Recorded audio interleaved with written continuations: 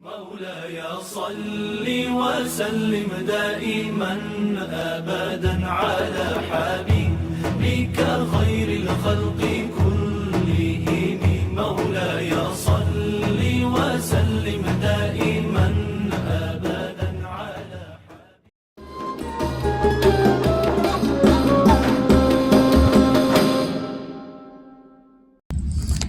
Bismillahirrahmanirrahim. Assalamualaikum warahmatullahi wabarakatuh. Alhamdulillahirabbil alamin. Asyhadu an la ilaha illallah wa asyhadu anna Muhammadan abduhu wa rasuluh. Allahumma sholli ala sayyidina Muhammad wa ala ali sayyidina Muhammad. Allahumma innaka afuwwun karim tuhibbul afwa fa'fu anna ya karim. Segala puji syukur kehadirat Allah Subhanahu wa taala yang mana pada Ramadan ini 1446 Hijriah kita masih diberi kesempatan, kenikmatan oleh Allah usia untuk menjalankan ibadah puasa di bulan Ramadan ini. Semoga di akhir-akhir Ramadan ini, di 10 terakhir Ramadan ini, kita bisa memaksimalkan ibadah kita, bisa memberikan diri kita untuk benar-benar beribadah kepada Allah, dekat kepada Allah dengan menjalankan amalan-amalan di 10 hari terakhir Ramadan. Untuk tema sore hari ini, saya mengambil tema meski setan dirantai bukan berarti kita harus santai. Banyak yang mengira bahwa pada bulan Ramadan karena setan dibelenggu, godaan untuk membuat dosa akan hilang. Namun kenyataannya kita masih sering tergelincir dalam kesalahan, lalai dalam ibadah, dan bahkan tetap melakukan maksiat. Lalu apa penyebabnya? Syekh Al-Qurtubi rahimahullah berkata, tidak mesti kita semua setan dibelenggu. Tidak mesti ketika semua setan dibelenggu membuat seorang hamba tidak bisa terjatuh dalam kejelekan dosa dan maksiat. Sebab ada faktor lain selain setan, seperti jiwa yang jelek, kebiasaan yang buruk, dan setan dari bangsa manusia.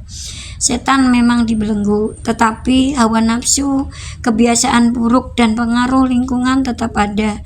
Jika selama bulan sebelumnya kita terbiasa dengan kemalasan, kemaksiatan, dan kelalaian, maka pada bulan Ramadan pun kita bisa tetap terjerumus dalam kebiasaan tersebut. Ini sebagai renungan kepada diri saya sendiri. Jangan jadikan dibelenggunya setan sebagai alasan untuk bersantai. Justru ini adalah momen terbaik untuk melatih diri, memperbaiki kebiasaan, dan memperkuat iman. Mari memanfaatkan 10 hari terakhir Ramadan ini untuk melawan hawa nafsu, memperbaiki diri, dan meraih ketakwaan. Allah Subhanahu wa taala Allah bisawab. Raihlah pahala dan kebaikan dengan membagikan ilmu yang bermanfaat ini kepada keluarga dan teman kita melalui jejaring sosial yang Anda miliki. Rasulullah SAW bersabda, barang siapa yang menunjuki kepada kebaikan, maka dia akan mendapatkan pahala seperti pahala orang yang mengerjakannya. Hadis riwayat Muslim. Ini saya ambil dari artikel Ustadzah Mia.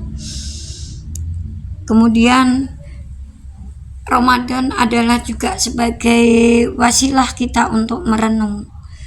Banyak yang harus kita renungkan, yang harus kita hisap dalam diri kita.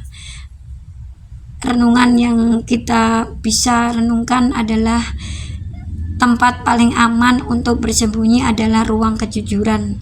Tempat yang paling nyaman untuk lari adalah lapangan pertaubatan. Layang-layang justru bisa terbang saat melawan angin. Jangan gentar saat memang harus menentang, tapi pastikan ada benang terhubung pada Allah Subhanahu wa taala.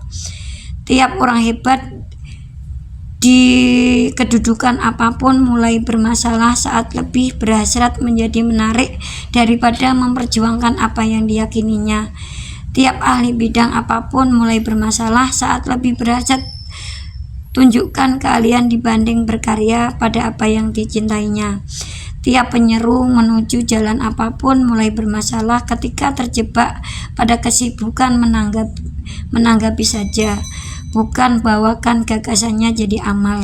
Kata Quran, tugas kita bukan jadi hakim, melainkan jadi saksi yang baik agar kelak punya pembela saat jadi terdakwa di pengadilannya. Setelah itu jadilah penyeru kebajikan. Kitalah penyala cahaya, bukan pengeluh gelap. Kita bawakan teladan sebelum mengenalkan. Maka semua sekitar terasa gelap dan sesak, curigalah bahwa kita ini yang dikirim Allah sebagai cahaya untuk mereka berkilaulah.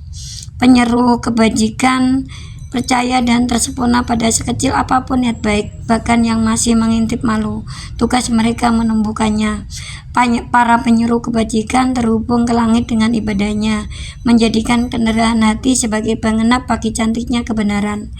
Penyeru kebajikan ialah wujud rahmatnya Allah, lembut hati dan pemaaf, memudahkan bukan mempersulit, membawa kabar gembira dan membuat lari.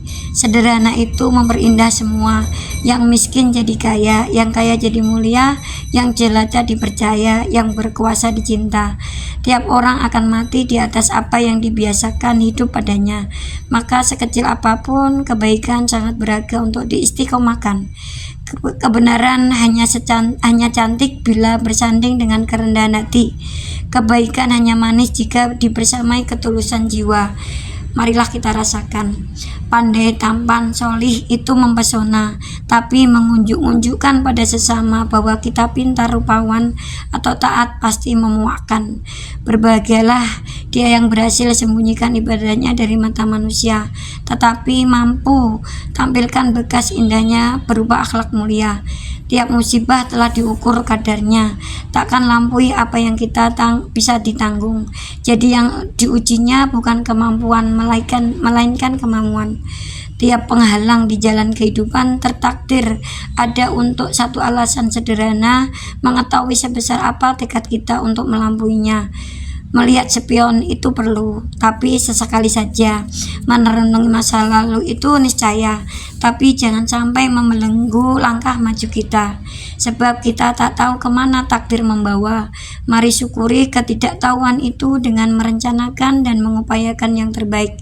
Mari kita kerjakan apa nan semestinya kita kerjakan, sebab jika tidak, kita akan mendapatkan kesulitan yang semestinya tidak kita dapatkan.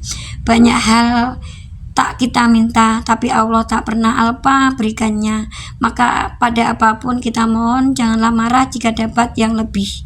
Kita tak selalu memperoleh apa yang kita suka, maka kita belajar menyukai apapun yang kita peroleh.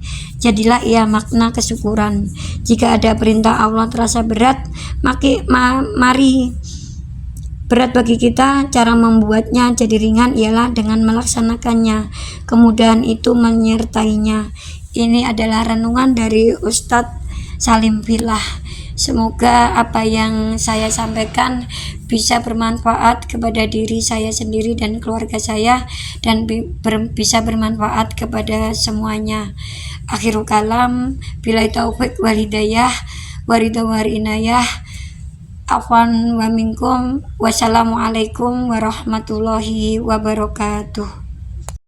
مولاي صل وسلم دائما أبدا على حبيبك خير الخلق